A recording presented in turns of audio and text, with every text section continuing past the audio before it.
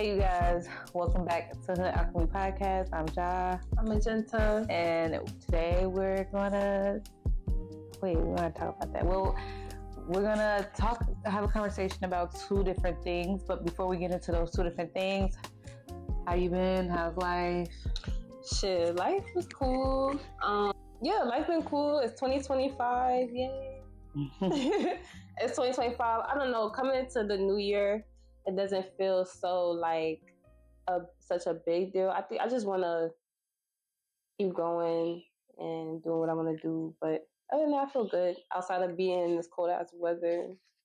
Yeah. But yeah, what about you? Trip for my birthday, and I had this amazing time. I'm now 29, and it was one of my best birthdays yet.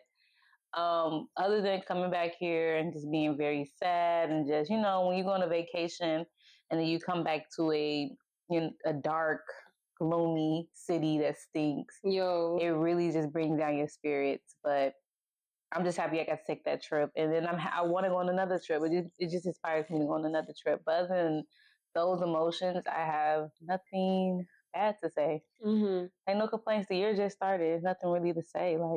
There's nothing going on. It's only been 5 days. Yeah. For real. A dark, gloomy city that stinks. It really just brings down your spirits. But I'm just happy I got to take that trip. And then I want to go on another trip.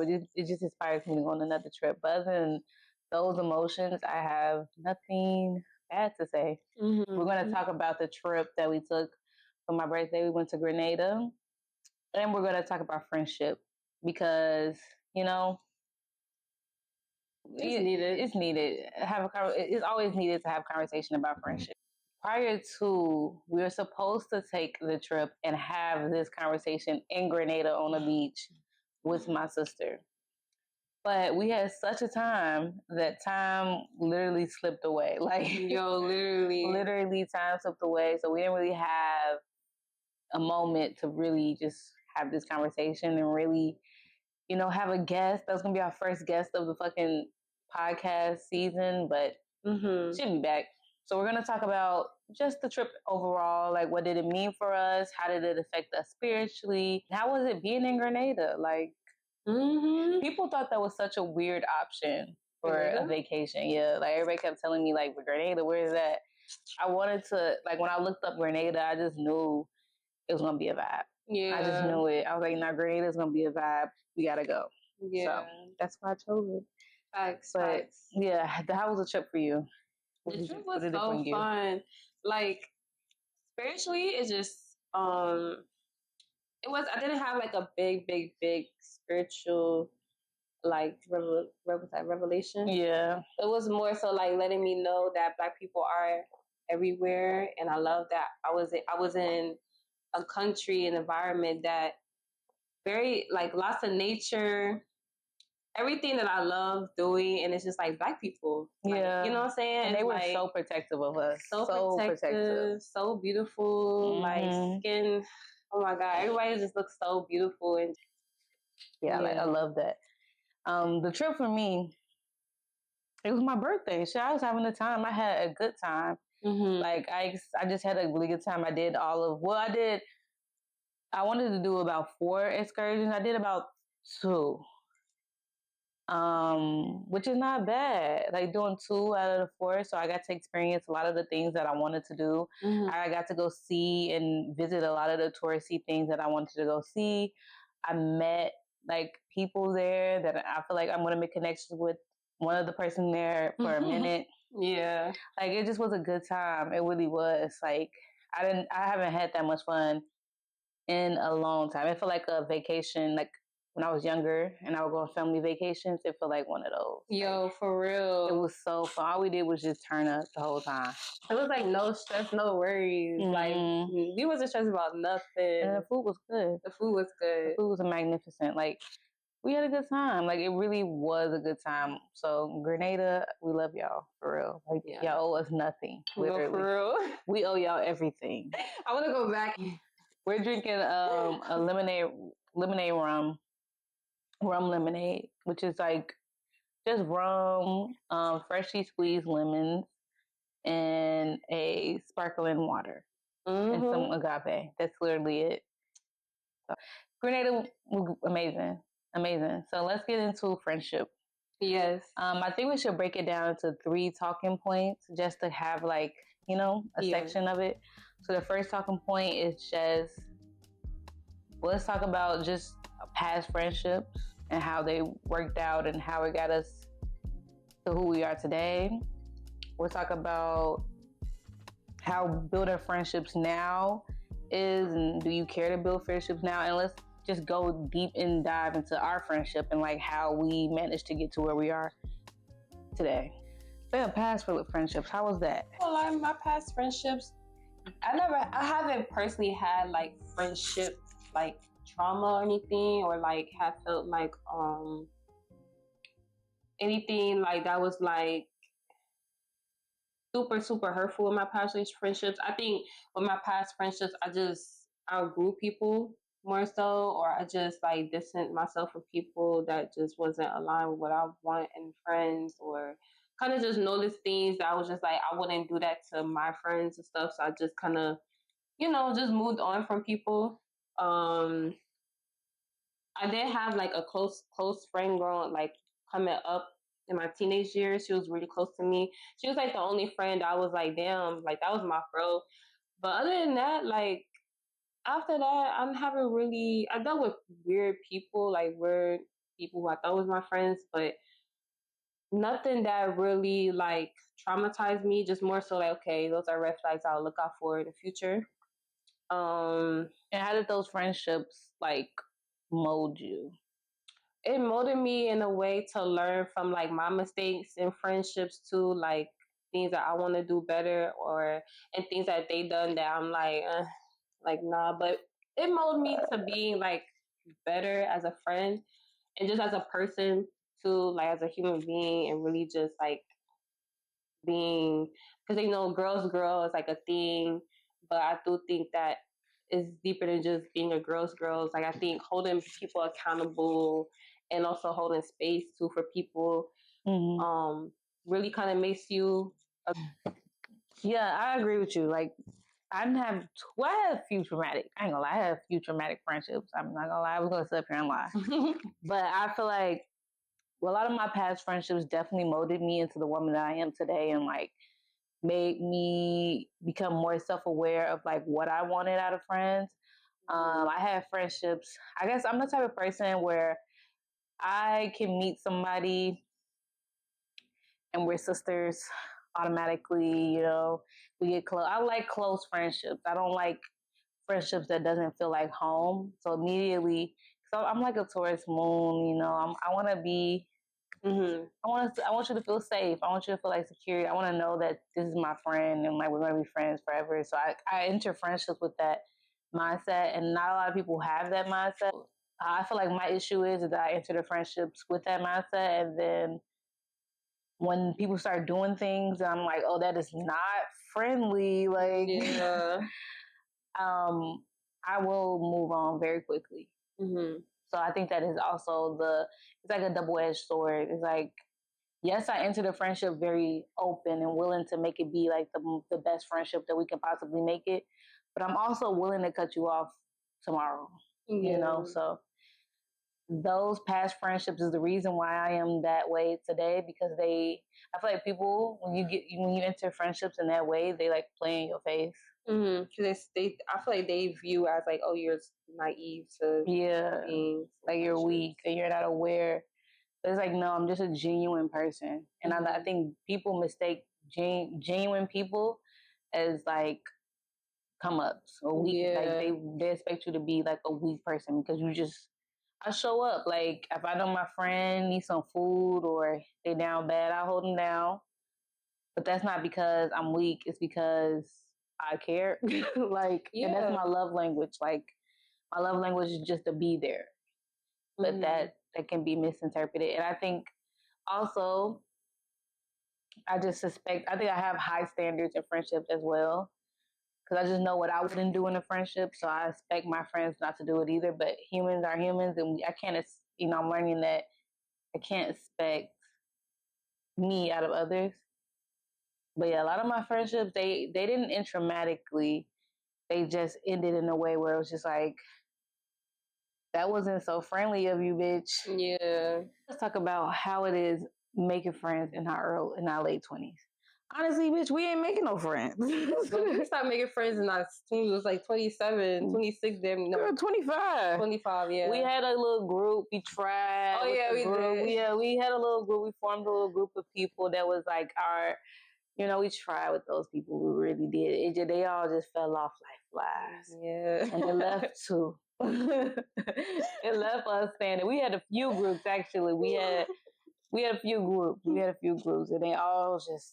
They didn't last for longer than a year. Girl, all of them last year. That's how you know it's just, we just gave up. We was like, you know what, you motherfuckers don't get it. Y'all don't last no time. You bitches is weird. Yeah. That's what it all falls down to. A lot of bitches is weird. So, yeah. And I think it was around people that projected on her a lot. Yeah. Like, I think like the groups that we was around, like, especially the women, it's like they separate us in a way. Yeah, people do it. They try to pin you against the person you're closest to. Mm-hmm. And it's like it's a way of like breaking you down. So I'm like, let me just strip her of all her friends. Like, she stopped being friends with me. Right. Let me go be friends with her best friend, and then take her best friend. It's like, bitch, I'm not that type. Go have fun. Go ahead. Like, go ahead. I don't give a fuck.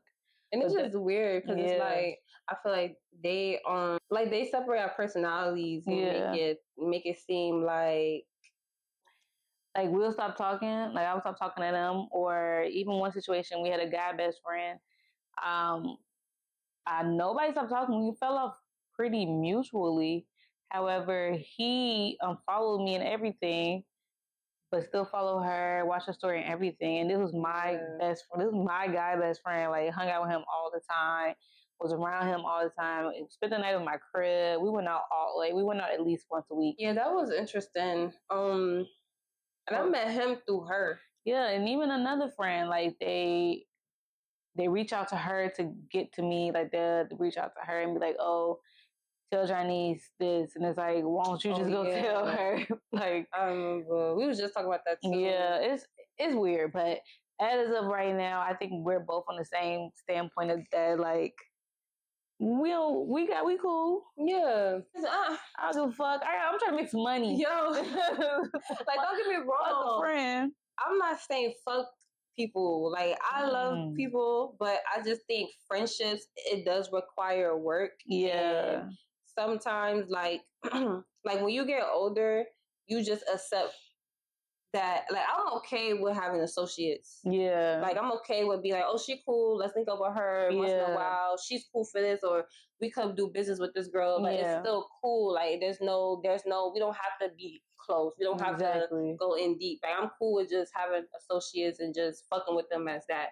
And if it naturally gets deeper, then I'm open to it. But it's like, I'm not seeking friends. I'm not seeking like some deep soul sister. Like, I think, yeah, I'm cool. Like, I think, like, as you get older, you just don't care no more. Yeah, you don't. I feel like for me, I'm just over it. I feel like the only way I would make friends with people is if it's a group of dark-skinned Black women. Yeah. Not to say light-skinned women suck or anything, but I just want more like-minded women around me. Yeah. But I don't want to go out my way to do it. Yeah. So for me, I'm good. You have to be natural. Yeah, like, I wouldn't mind meeting people just in the art space, or like like we're planning to go out and network more. Right. Like, we're really trying. We're going to try for sure to be more social and just more in the crowd. But that's not our friends. Yeah. None of these people are our friends. We're networking. Yeah, we just tapping in. Yeah, we're just tapping into the community. That's really it. So that's how it is making friends when you get to the age of 29. There is no making friends. Yeah. Unless you work with cool ass people, you're pretty fucked. Yeah. So if you're 29 and up and you're wondering, will I ever make friends? No. Yeah.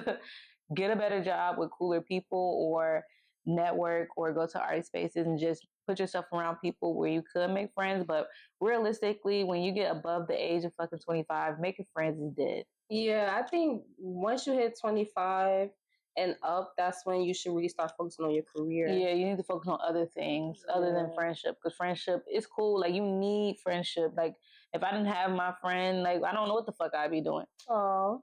seriously though, like we didn't have friendship. What the hell would you be doing? Yeah, that's true. Like you wouldn't know what to do. You would be bored. You would be hanging out with people that you don't really like. You'll be just in unfortunate situations trying to, have some form of just, I don't know. Like trying to fit in. Yeah, like, cause nobody wants to be alone. Yeah. So just have one good friend is good. Like all you need is one good friend for real. Yeah. And the rest is just associates. Now let's talk about how we got to this point in our friendship. Our friendship is a funny story. We met because she followed me, and then you saw me in East Village, I think. I was walking with Kay. Okay. I was walking with Kay, and then you hit me up like, "Oh, I saw you. And you was walking in East Village. I think it was East Village. It was on 14th Street. 14th Street, yeah. And you was like, "Yeah, I saw you walking, blah, blah." I was like, "Oh, hey, thank you. Why you say nothing, blah, blah." The regular shit. Mm-hmm. And then she was like, "Oh, I don't know, blah, blah." She said, "We need to hang out." I said, "For sure." Mm-hmm. Then we hung out, and it was lit. Mm-hmm. It was cool. She met my friend A. Oh, God. And he that was my homeboy. He was a hot mess. We had the time, though. He was shaking ass and all type of shit. Mm-hmm. Oh, we went out that night. Yeah, to Kinfolk. It was Kinfolk. It was a time. It was lit. It was a time. And then after that, we just been going out every weekend. It just seemed like after that one weekend, I started linking her every weekend, damn near. That's literally how it went. And then we started entwining friendships, and our friendship went through so many twists and turns. Like it will take a whole episode to even go in depth about our friendship. Mm-hmm. This was a more general episode about friendship, but our friendship and just all the twists and turns it went through would take a whole episode, literally. Yeah. So we can just get into like 2 transitions we went through, because we went through a lot of transitions. I'll say we was doing like shadow work. Was that a big deal? I say the summer you moved to LA, that was a huge transition. Like that time you moved, the summer after you moved to LA. Oh, 2020? No, not, what is 2020? No, after you moved to LA. Like you were in LA, but you just got there, and it was the summer. Oh, 2019? Yeah, the summer of 2019. I would have to say the summer of 2019, and then I would have to say when you came back in 2020. Those are the 2 biggest transitions, I think, in our friendship, because that summer, it was the beginning of a change within us as women. Like you were going through what you were going through, I was going through what I was going through, and it's just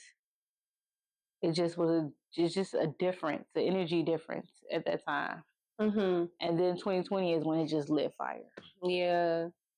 2020, we was down bad. We already talked about 2020, but that was a big transition in our friendship. Like I think that moment in our friendship really took us having very serious conversations. Like I don't think we had serious conversations until that moment. Like until that time happened, I don't think we were really talking and having real conversations and holding each other accountable. Yeah. I think one day we were on the phone, and usually when you'll call me, and I'll just be like, "Girl, fuck that nigga, blah, blah, blah." Yeah. And then one day I was like, "Bitch." Because I think you was outgrowing the things you was doing at the time. And I was really just kind of like going through it too. So you was just like, I think you had a lot of revelations within yourself. Exactly. And I was like, "Girl, I'm not gonna hold you, twin. I'm tired of hearing you talk about this shit." Yo, I was down.